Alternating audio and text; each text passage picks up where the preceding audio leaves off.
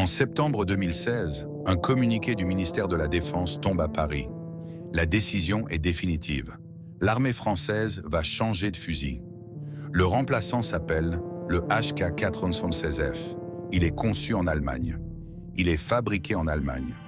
Pour la première fois depuis plusieurs siècles d'histoire militaire, le soldat français portera une arme réglementaire, une arme de service officiellement adoptée et distribuée à l'ensemble des troupes, qui n'a pas été forgée par un arsenal national. Le choc n'est pas le nouveau modèle. Le choc est le silence industriel qui l'accompagne. En 2016, l'État français ne choisit pas une arme étrangère par simple préférence. Il l'achète parce qu'il n'a plus le choix. Il n'y a plus aucune manufacture d'armes sur le territoire capable de concevoir et de produire un fusil militaire à grande échelle. L'usine historique a fermé. Les machines ont disparu. La capacité de production s'est éteinte. 30 ans plus tôt, cette situation aurait semblé strictement impossible. À l'époque, le fusil d'assaut de la manufacture d'armes de Saint-Étienne, universellement connu sous le nom de FAMAS, incarnait l'indépendance absolue. Il était l'image même de la République, un concentré d'ingénierie française projeté sur tous les terrains d'opération. Mais la véritable histoire du FAMAS n'est pas celle d'un simple communiqué de remplacement administratif en 2016. C'est l'histoire d'une lente tragédie institutionnelle. C'est le récit d'un affrontement inexorable entre l'ambition d'une souveraineté industrielle totale, la rigidité des doctrines, l'isolement technologique face aux standards mondiaux et la fermeture définitive d'un système d'État qui croyait pouvoir forger ses propres armes pour toujours. Chaque semaine, nous racontons l'histoire des armes françaises, des manufactures, des arsenaux et des décisions industrielles qui ont façonné l'armée, la police et la mémoire nationale, et ce qui s'est passé lorsque l'époque a changé. Abonnez-vous si cette histoire vous parle. En 1967, l'armée française accuse un retard technologique saisissant. Sur les terrains d'entraînement, dans les casernes et lors des déploiements extérieurs, le fantassin français porte une histoire qui commence à peser lourd. Son armement principal repose sur deux piliers, issus d'une doctrine militaire qui a déjà 20 ans. D'un côté, le MAS 49-56, un fusil semi-automatique, un système où l'arme recharge automatiquement après un tir, limitant la cadence, robuste, précis, mais long, lourd et limité par un magasin de seulement 10 cartouches. De l'autre côté, le MAT 49, un pistolet mitrailleur, une arme automatique compacte conçue historiquement pour tirer des cartouches de pistolet, fiable dans les environnements hostiles, mais totalement inefficace à moyenne et longue distance. Entre les deux, il y a un vide doctrinal et logistique. Le soldat français doit choisir entre la portée et la puissance de feu. Pendant ce temps, le monde a déjà changé d'air. Les États-Unis ont standardisé le M16 et son petit calibre véloce. L'Union soviétique sature ses zones d'influence avec l'AK-47. Le concept du fusil d'assaut, une arme capable de tirer en mode semi-automatique ou automatique, utilisant une munition intermédiaire, est devenu la norme mondiale. La France, épuisée financièrement par la reconstruction de l'après-guerre et les conflits de décolonisation en Indochine et en Algérie, a pris du retard. Le budget du ministère des Armées est alors massivement absorbé par le développement de la force de dissuasion nucléaire. L'armement individuel terrestre n'est plus la priorité immédiate. Mais au milieu des années 60, l'état-major ne peut plus ignorer la réalité du terrain. L'infanterie se mécanise. Les soldats doivent entrer et sortir rapidement de véhicules blindés étroits. Le fusil long traditionnel devient un obstacle physique. Il faut une arme nouvelle, compacte, capable de remplacer à la fois le MAS 49-56 et le MAT 49. C'est ici, face à cette contrainte institutionnelle absolue, que la manufacture d'armes de Saint-Étienne entre en scène. Dans les bureaux d'études de la masse, un ingénieur de l'armement, nommé Paul Tellier, commence à esquisser une solution radicale en 1967. La manufacture d'armes de Saint-Étienne n'est pas un simple atelier, c'est une institution d'État, une ville-usine tentaculaire qui produit les armes de la République depuis la Révolution française. Les ingénieurs de la MAS travaillent avec une conscience aiguë des attentes de l'État. L'arme doit être conçue en France, fabriquée par des ouvriers français, avec l'outillage national, pour garantir une souveraineté industrielle totale en cas de conflit majeur. Pour résoudre le paradoxe posé par l'armée, une arme très courte mais dotée d'un canon suffisamment long pour être précise à 300 mètres, Paul Tellier choisit une architecture peu orthodoxe, presque futuriste pour l'époque, la configuration bullpup. Le principe est contre-intuitif, mais redoutablement logique. Dans ce système, la culasse, la partie qui ferme l'arrière de la chambre au moment du tir, et le chargeur, un dispositif amovible qui contient les cartouches et les présente au mécanisme, sont reculés à l'extrême. Ils sont intégrés directement dans la crosse, la partie tenue contre l'épaule ou la main pour stabiliser l'arme, bien derrière la détente, la pièce que le tireur presse pour déclencher le mécanisme de tir. Le résultat est un bouleversement géométrique. Le canon, le tube par lequel le projectile se déplace avant de sortir de l'arme, conserve sa pleine longueur balistique, mesurant près de 49 cm, alors que la longueur totale de l'arme ne dépasse pas 76 cm. L'ensemble est ramassé, dense, équilibré autour de son centre de gravité. Cependant, dessiner une arme novatrice est une chose. La faire accepter par les commissions d'approvisionnement en est une autre. Le processus de développement se heurte rapidement à la lenteur administrative française. La doctrine, les procédures de test et les contraintes budgétaires ralentissent le projet. Entre les premières ébauches de 1967 et les premiers prototypes fonctionnels de 1971, les années s'écoulent. L'arme, d'abord désignée sous le nom de code A3, subit d'innombrables tests, modifications et évaluations techniques. Un choix fondamental est acté durant cette période, l'abandon définitif des vieux calibres nationaux. L'arme ne tirera pas la lourde munition de 7,5 mm du MAS 49. La France adopte le 5,56 mm, une munition, terme général désignant les cartouches ou projectiles utilisés par une arme, légère, s'alignant ainsi sur la standardisation émergente de l'OTAN. C'est une rupture historique. L'arsenal d'État accepte de concevoir une arme souveraine autour d'une cartouche mondialisée. Les premiers exemplaires de pré-série sont livrés en 1973 pour des essais en corps de troupes. Les rapports militaires qui remontent au ministère sont frappants. La prise en main est étrange, la silhouette est déconcertante, mais l'efficacité balistique est indéniable. L'arme est ambidextre, un avantage logistique majeur, et intègre un bipied repliable pour stabiliser le tir. Surtout, elle résout le problème initial de l'état-major. Les troupes aéroportées découvrent un outil qui ne s'accroche pas dans les carlingues d'hélicoptères ou les écoutilles des blindés. Les essais institutionnels se prolongent encore. Le ministère commande des ajustements, modifie le cahier des charges, repousse les échéances d'adoption. Ce n'est qu'à la fin de la décennie que la décision finale est officiellement signée. En 1978, la France rattrape son retard et l'arme est formellement adoptée sous l'appellation de modèle F1. Elle reçoit un acronyme froid qui va rapidement saturer l'espace militaire et public, fusil d'assaut de la manufacture d'armes de Saint-Étienne, le FAMAS. La manufacture nationale reçoit les gigantesques commandes d'État. Les chaînes de production s'organisent. L'arsenal s'apprête à inonder les casernes de la République avec l'arme la plus reconnaissable de son temps.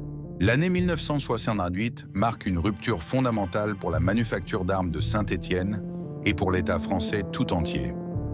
Le passage du statut de prototype à celui d'arme de dotation, l'attribution officielle d'une arme à une unité, une administration ou une force armée, déclenche une mobilisation industrielle d'une ampleur sans précédent depuis la fin de la Seconde Guerre mondiale. La production du fusil réglementaire exige une refonte totale des immenses chaînes de montage de l'arsenal stéphanois. On abandonne l'odeur du bois huilé, les crosses en noyer massif et l'acier lourdement usiné des générations précédentes pour entrer brutalement dans l'ère des matériaux de synthèse, de la tôle emboutie et de la fibre de verre. L'arsenal se métamorphose d'un atelier classique en un vaste complexe industriel de haute technologie.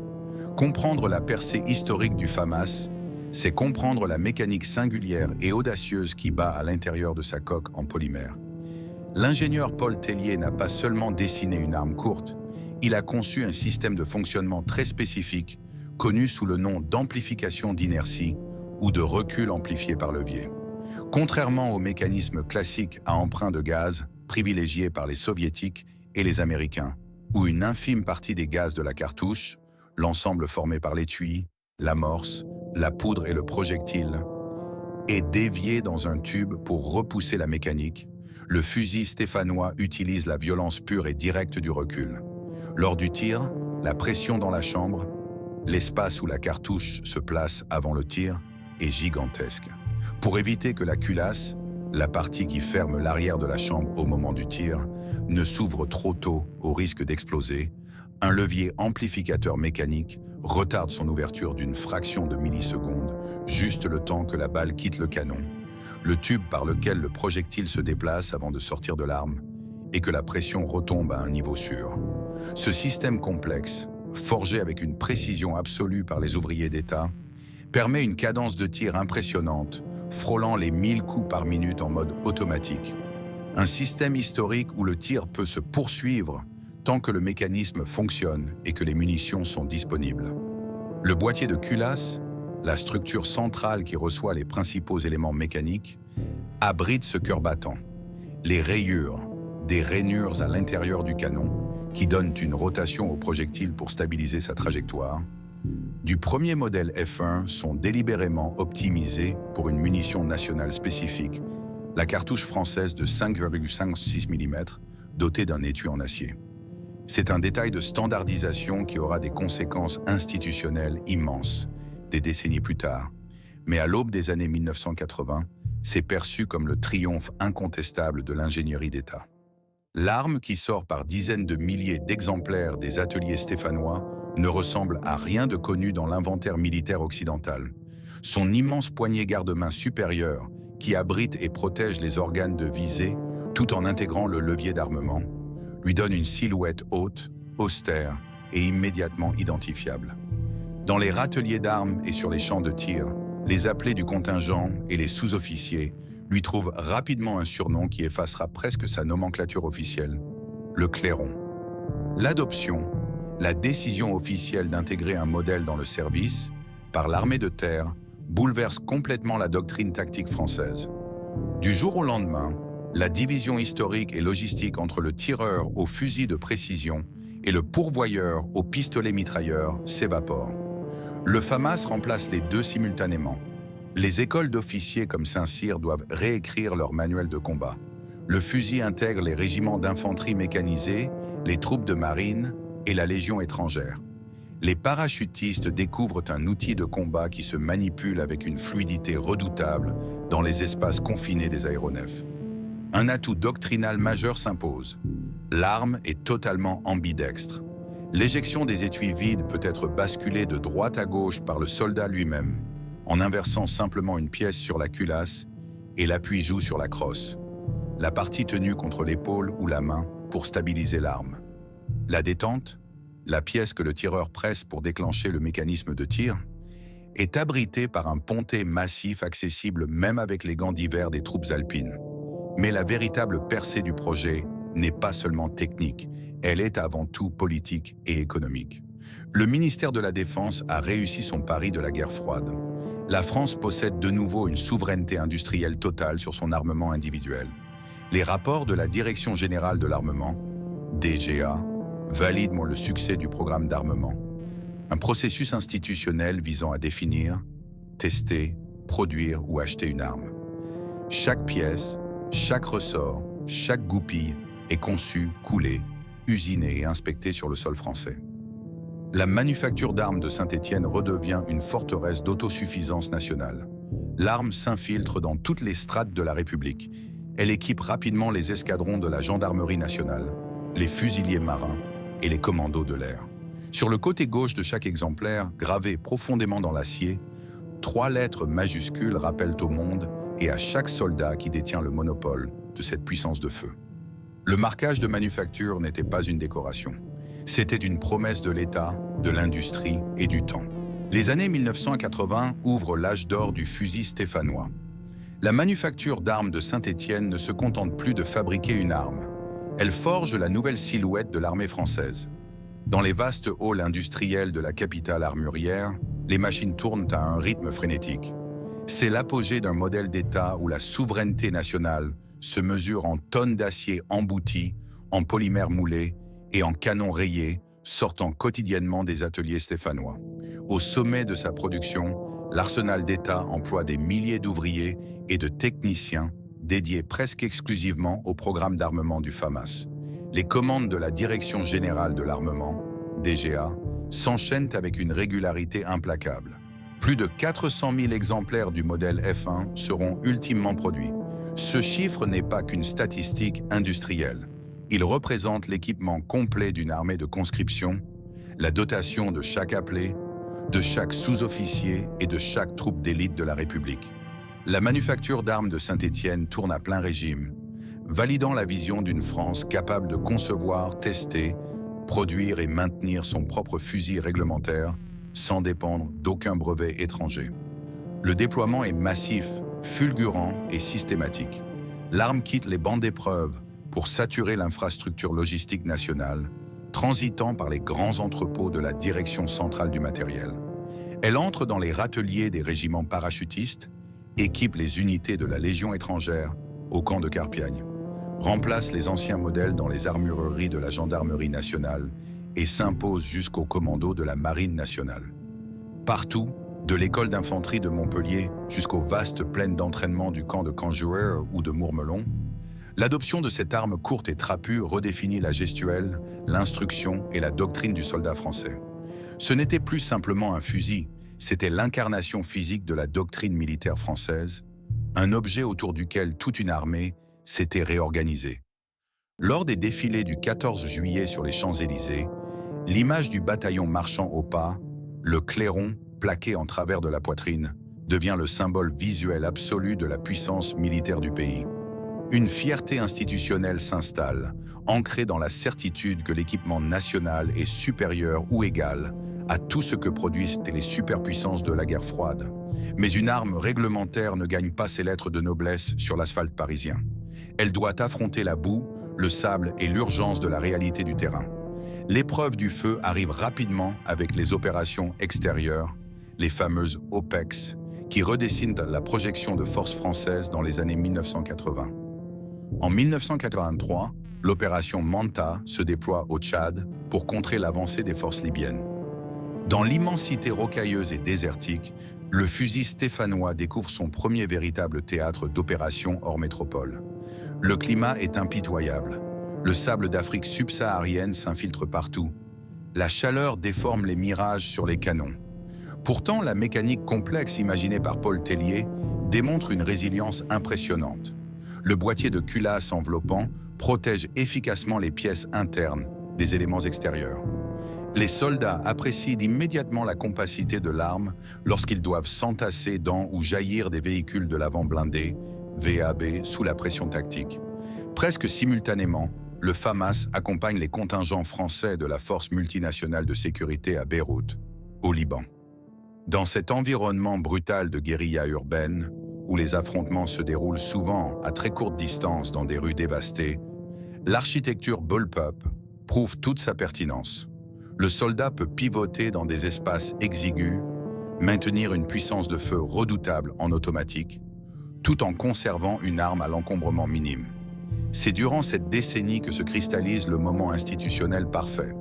L'État a exprimé un besoin stratégique vital, l'ingénierie publique a répondu par une innovation technique radicale, et les usines nationales ont assuré une production sans faille. Le marquage masse frappé sur le côté de l'arme n'est plus seulement une indication de provenance ou un poinçon de contrôle. C'est le sceau d'une indépendance géopolitique totale et d'un système militaro-industriel qui fonctionne exactement comme il a été pensé. La décennie suivante consacre la présence mondiale du fusil. Au début des années 1990, l'environnement stratégique bascule avec l'effondrement du bloc de l'Est, mais l'arme stéphanoise reste le pivot incontesté de l'engagement français. Lors de l'opération Daguet, pendant la guerre du Golfe en 1990 et 1991, le FAMAS F1 traverse les étendues désertiques d'Irak et d'Arabie Saoudite aux mains des fantassins et des légionnaires. Les photographies d'agences de presse diffusent massivement l'image d'une armée française ultramobile, équipée d'une arme compacte dont la silhouette singulière tranche radicalement avec les longs M16 américains ou les vieux AK-47 irakiens. Puis viennent les longs déchirements des Balkans. De Sarajevo à Mitrovica, sous les casques bleus de la Fort-Bronu, puis sous mandat de l'OTAN, Le soldat français affronte la boue, la neige, le froid et les tensions extrêmes des combats urbains en ex-Yougoslavie. Là encore, le FAMAS est l'outil exclusif. Il ne s'agit plus seulement d'une arme de dotation, il est devenu l'identité visuelle de la France sur la scène internationale. Pour le grand public, pour les alliés atlantiques, comme pour les adversaires, le militaire français se résume à cette forme géométrique noire, haute et ramassée. L'État tente alors de consolider son écosystème militaro-industriel pour affronter le nouveau marché mondial. En 1990, la manufacture d'armes de Saint-Étienne est absorbée par Jad Industries, un immense conglomérat étatique censé rationaliser la production nationale d'armements terrestres. L'objectif institutionnel est clair, conquérir des marchés d'exportation. Car si le fusil réglementaire est un triomphe pour le ministère de la Défense, la Direction générale de l'armement sait qu'une usine géante ne peut survivre indéfiniment en ne fournissant que sa propre armée. Pour séduire au-delà des frontières et répondre aux pressions naissantes de l'Alliance Atlantique pour une interopérabilité totale, les ingénieurs de l'arsenal développent une nouvelle variante, le FAMAS G2. Ce modèle modernisé abandonne le chargeur exclusif de 25 cartouches du modèle F1 au profit d'un puits compatible avec le standard Stanag de l'OTAN à 30 coups. L'usine modifie également le pas des rainures à l'intérieur du canon qui donnent une rotation au projectile pour stabiliser sa trajectoire. Afin de pouvoir tirer indistinctement la munition française à étui en acier et la cartouche standardisée à étui en laiton utilisée par les armées alliées. En 1995, la Marine nationale adopte cette version G2 pour ses commandos et ses fusiliers marins, marquant ce qui semble être l'évolution naturelle et maîtrisée de l'arme vers le XXIe siècle. À cet instant précis, l'ampleur du programme d'armement touche son sommet absolu. Le chiffre de production vérifié dépasse les 400 000 unités. Ce volume colossal représente des millions d'heures de travail ouvrier, un flux continu d'acier, spécial et de polymères, et une maîtrise parfaite de la chaîne logistique par la direction centrale du matériel. De l'école d'infanterie aux casernes des troupes de marine, en passant par les vastes camps d'entraînement comme Mourmelon ou Suippes, les râteliers de la République sont pleins. Le fusil d'assaut national règne en maître absolu. Dans la mémoire collective de l'armée et de l'industrie, c'est l'époque des certitudes. Une époque où, lorsqu'un bataillon signalait une usure, nécessitait des pièces de rechange ou demandait une modification, la demande remontait invariablement vers une manufacture nationale, vers des techniciens français, vers un bureau d'études d'État. La souveraineté n'était pas une ligne abstraite dans un budget ministériel. Elle était une réalité physique, tangible, tenue entre les mains de chaque soldat. Mais au sommet de cette pyramide industrielle, les fondations commencent à se fissurer silencieusement. L'armée de conscription est entièrement équipée, ce qui signifie que les commandes d'État massives s'arrêtent. L'exportation espérée pour sauver les lignes de production de Jad Industries se heurte à un marché mondial saturé par des fusils d'assaut moins coûteux et de conception plus conventionnelle. Le succès même de la manufacture d'armes de Saint-Étienne, qui a parfaitement rempli son contrat en armant la totalité des forces françaises, est sur le point de devenir son arrêt de mort. Le basculement ne vient pas d'un défaut soudain de l'arme sur le champ de bataille, mais d'une transformation sismique de l'ordre mondial et de l'État français lui-même. En novembre 1989, le mur de Berlin s'effondre, emportant avec lui la menace soviétique qui avait justifié les budgets colossaux de la guerre froide. Les dividendes de la paix deviennent la nouvelle boussole politique à Paris. Le ministère de la Défense, jadis sanctuarisé, fait face à des coupes budgétaires drastiques. Le besoin d'une production de masse d'armement terrestre s'évapore presque du jour au lendemain. Le coup de grâce institutionnel pour le modèle industriel du fusil intervient en 1996. Le président de la République, Jacques Chirac, annonce la suspension du service militaire obligatoire et la professionnalisation des armées. C'est un changement de paradigme absolu. L'armée française, qui comptait des centaines de milliers de conscrits appelés sous les drapeaux, se réduit pour devenir une force de projection professionnelle, beaucoup plus restreinte et hautement spécialisée. Mathématiquement, la République n'a plus besoin de commander de nouveaux fusils. Les râteliers débordent déjà de FAMAS F1. La commande publique, oxygène vital de la manufacture d'armes de Saint-Étienne, s'arrête net. L'arsenal d'État se retrouve piégé par sa propre perfection logistique. Il a rempli son contrat initial, doté toute la France de son fusil réglementaire. Mais Giat Industries, le conglomérat étatique qui a absorbé la manufacture, est une machine lourde, pensée pour l'économie de guerre et non pour la compétition libérale. Une usine d'armement ne peut pas survivre en entretenant simplement un parc existant. Elle doit produire pour maintenir ses chaînes, amortir ses machines-outils et justifier ses milliers de salaires. La survie passe théoriquement par l'exportation. Le ministère de la Défense et la Direction générale de l'armement tentent de pousser le FAMAS G2 sur les marchés internationaux. Mais la concurrence étrangère est impitoyable. Sur le marché mondial des années 1990, le fusil français se heurte à des réalités économiques brutales. Il est technologiquement complexe, ce qui le rend cher à produire comparé aux innombrables dérivés du M16 américain ou de l'AK-47 russe qui inondent le globe. De plus, sa conception bullpup, bien que redoutable en milieu urbain, rebute de nombreuses armées étrangères habituées à des architectures classiques. À l'exception de quelques contrats limités au Moyen-Orient et en Asie, les commandes massives n'arrivent jamais. L'arme ne parvient pas à franchir la barrière de son identité strictement française. La tragédie industrielle devient inévitable. Après des années de plans sociaux, de manifestations ouvrières et de vaines promesses de restructuration, la décision politique tombe. En 2001, la manufacture d'armes de Saint-Étienne, cœur battant de l'armurerie militaire française depuis la Révolution, ferme définitivement ses portes. Ce n'est pas seulement la fin d'une entreprise, c'est l'amputation d'une culture nationale. Lorsque les grillines de la MA se referment pour la dernière fois, c'est tout un écosystème qui s'éteint. Les presses géantes qui moulaient de les boîtiers de culasse, la structure centrale qui reçoit les principaux éléments mécaniques, sont arrêtées. Les machines à rayer les canons sont démontées, vendues ou envoyées à la ferraille. Les ingénieurs, les armuriers hautement qualifiés, les inspecteurs de contrôle qui connaissaient chaque tolérance micrométrique de l'arme, sont dispersés, mis à la retraite anticipée ou reclassés. L'État français vient de démanteler sa capacité souveraine à concevoir et à fabriquer un fusil d'assaut. L'armée de terre se retrouve alors dans une situation paradoxale et inconfortable. Elle dispose d'environ 400 000 fusils d'excellente qualité, mais elle n'a plus d'usine mère pour les soutenir. Bien sûr, des pièces de rechange ont été stockées et la maintenance est transférée vers d'autres entités étatiques, mais l'intelligence industrielle a disparu. Si un problème fondamental devait surgir, il n'y a plus de bureau d'études stéphanois pour le résoudre.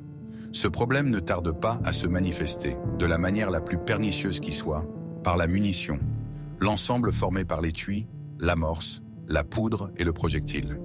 Lors de la conception du FAMAS dans les années 1970, les ingénieurs avaient optimisé le mécanisme de retardement par levier pour utiliser des cartouches françaises équipées d'un étui en acier. L'étui, la partie de la cartouche qui contient la poudre et maintient le projectile, devait être particulièrement résistant pour supporter l'extraction très violente inhérente à ce système mécanique. L'acier français absorbait parfaitement cette violence. Cependant, au tournant des années 2000, un autre pan de la souveraineté industrielle s'effondre. En 1999, l'État français ferme l'établissement du Mans, qui produisait les munitions de petit calibre pour l'armée.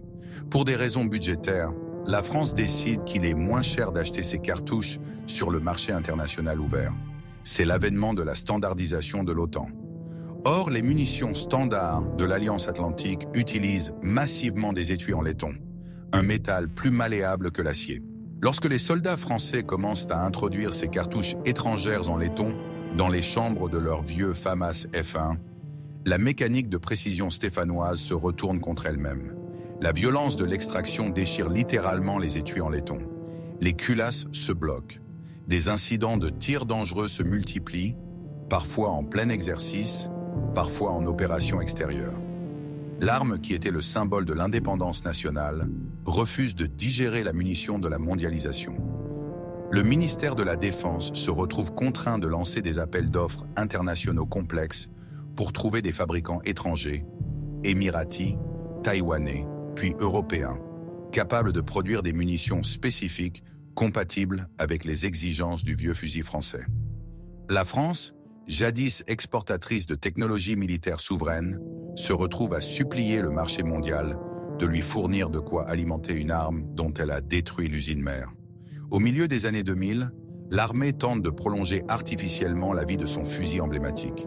La Direction générale de l'armement lance le programme Félin, fantassin à équipement et liaison intégrés, un vaste projet visant à numériser le soldat français. Le FAMAS est choisi comme plateforme matérielle pour accueillir des lunettes de visée, jour-nuit imposantes, des caméras thermiques et des systèmes de transmission de données. On modifie l'arme, on rabaisse la fameuse poignée garde-main supérieure, on ajoute des rails de fixation métalliques. Le résultat est le FAMAS Félin. Mais la physique est impitoyable. En greffant des technologies lourdes du XXIe siècle sur une architecture des années 1970, l'équilibre parfait qui faisait la fierté des ingénieurs stéphanois est détruit. Le fusil devient lourd, dépassant les 5 kg en ordre de combat. Son ergonomie, jadis révolutionnaire et saluée pour sa fluidité, devient une contrainte physique pour le tireur.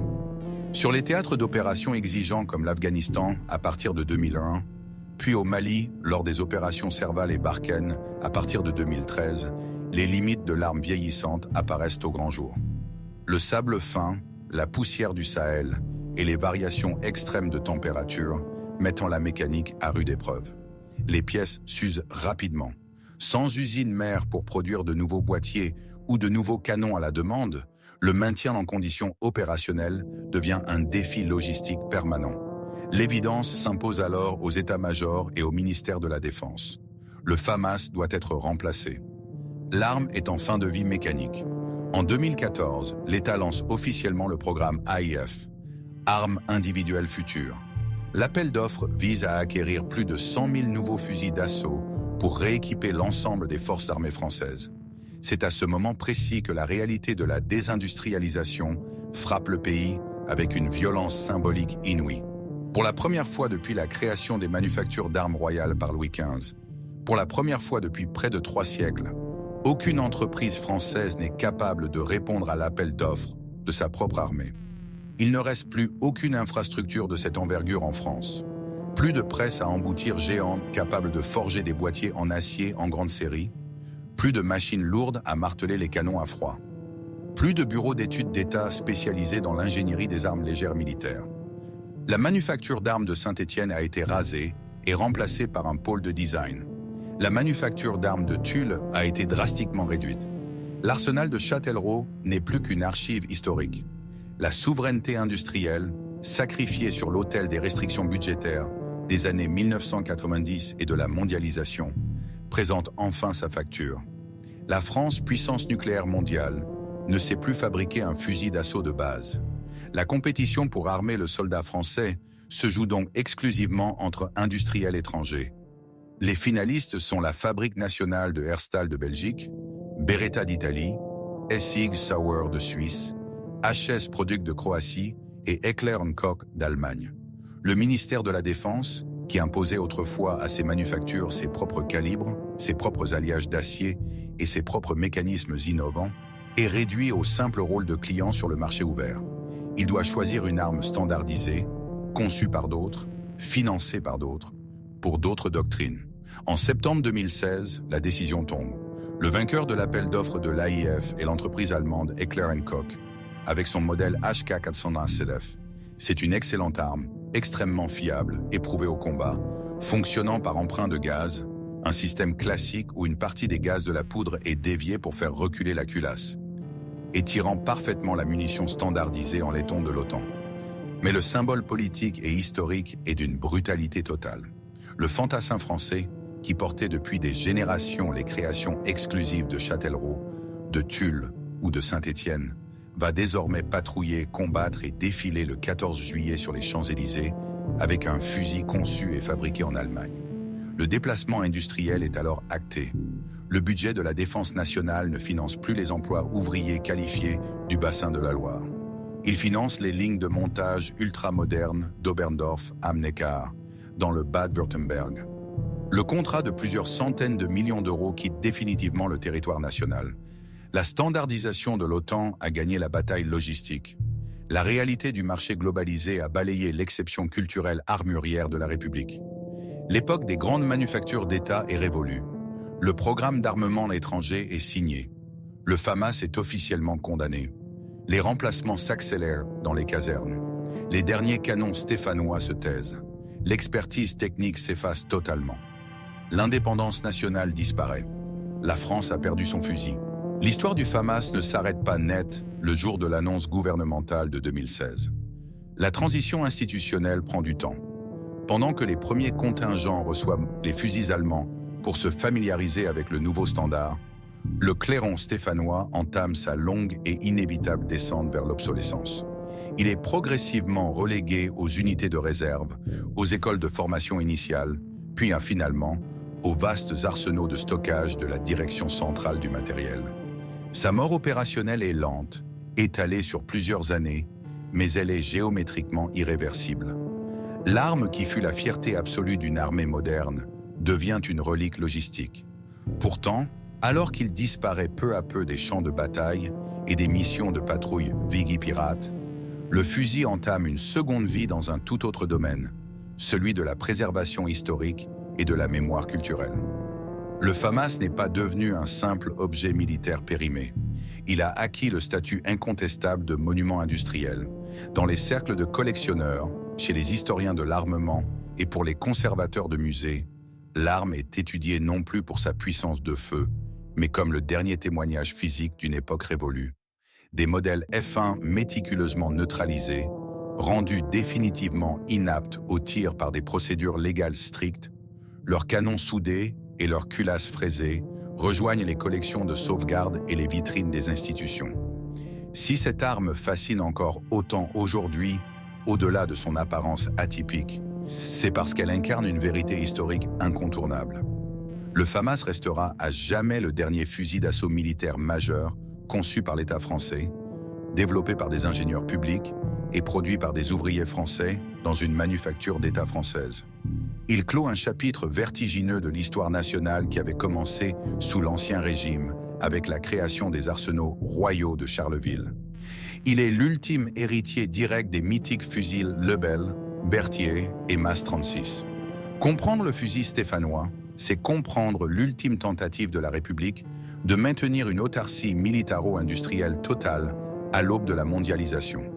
Le FAMAS a été bien plus qu'une simple arme de dotation. L'attribution officielle d'une arme à une unité, une administration ou une force armée. Il a été une icône culturelle absolue, le visage même de l'interventionnisme français. Pour toute une génération de citoyens, de journalistes et d'observateurs internationaux, il est impossible de visualiser un casque bleu français à Sarajevo, un légionnaire dans le désert koweïtien ou un parachutiste dans les ruelles de Beyrouth, sans imaginer immédiatement cette haute poignée de transport noir barrant l'horizon. L'arme a tellement imprégné l'imaginaire national qu'elle s'est imposée comme le prolongement naturel de la diplomatie de l'État. Sa forme ramassée disait silencieusement au monde entier « Nous ne sommes pas les Américains, nous ne sommes pas les Soviétiques, nous sommes la France ». Perdre cette silhouette, c'était perdre une part de singularité géopolitique. Cette histoire prend toute sa dimension tragique lorsqu'on observe ce qu'est devenu le site physique qui l'a engendré. À Saint-Étienne, la toute-puissante manufacture nationale d'armes n'est plus qu'un écho architectural. Les immenses halles industrielles en briques, où résonnaient jadis les presses géantes emboutissant l'acier des boîtiers de culasse, la structure centrale qui reçoit les principaux éléments mécaniques et les machines-outils martelant les canons de 5,56 mm ont été vidés de toute vocation militaire. Le site a été réhabilité. Il abrite aujourd'hui la cité du design, des pôles universitaires, des studios de création et des espaces d'exposition. Là où des milliers d'ouvriers d'État forgeaient la souveraineté de l'armée de terre dans le bruit assourdissant de la métallurgie, des étudiants en art se promènent dans un silence studieux. La ville qui armait la France a dû apprendre à vivre sans son grand arsenal. Dans cette transition douloureuse, une note de bas de page historique surprend souvent les chercheurs. Pendant les dernières années de service actif du FAMAS, avant que les livraisons du fusil allemand ne soient complètes, l'armée française s'est retrouvée face au paradoxe ultime de sa propre désindustrialisation. Sans usine mère pour produire de nouvelles pièces détachées critiques, Les armuriers militaires en sont venus à cannibaliser systématiquement les fusils retirés du service. Ils démontaient les armes mortes pour récupérer un ressort, un percuteur, une pièce qui frappe l'amorce de la cartouche dans certains mécanismes, ou une goupille, afin de maintenir en état les modèles encore déployés au Sahel. La survie logistique de la dernière arme souveraine s'est jouée sur le recyclage désespéré de ses propres pièces. L'histoire du fusil d'assaut de la manufacture d'armes de Saint-Étienne est une leçon philosophique sur la nature du pouvoir d'État. Elle démontre avec une clarté brutale que la doctrine militaire ne peut pas survivre très longtemps sans une infrastructure industrielle lourde pour la soutenir. L'arme elle-même n'a pas échoué. Sa mécanique bullpup, son système de recul et son ergonomie ont parfaitement répondu au cahier des charges de la guerre froide.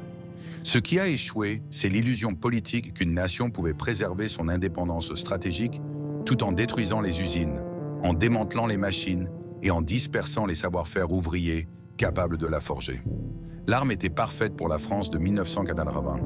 Elle était institutionnellement insoutenable dans l'économie mondialisée des années 2000. Aujourd'hui, le fantassin français s'entraîne avec une arme conçue au-delà du Rhin. Le standard atlantique a effacé l'exception stéphanoise. Les marquages ont changé. L'indépendance armurière appartient officiellement au passé, rangée dans les archives de la Direction générale de l'armement. Mais le souvenir de cette époque refuse de disparaître. Dans les couloirs silencieux du musée d'art et d'industrie de Saint-Étienne, à quelques kilomètres seulement des anciens ateliers reconvertis, le passé reste figé.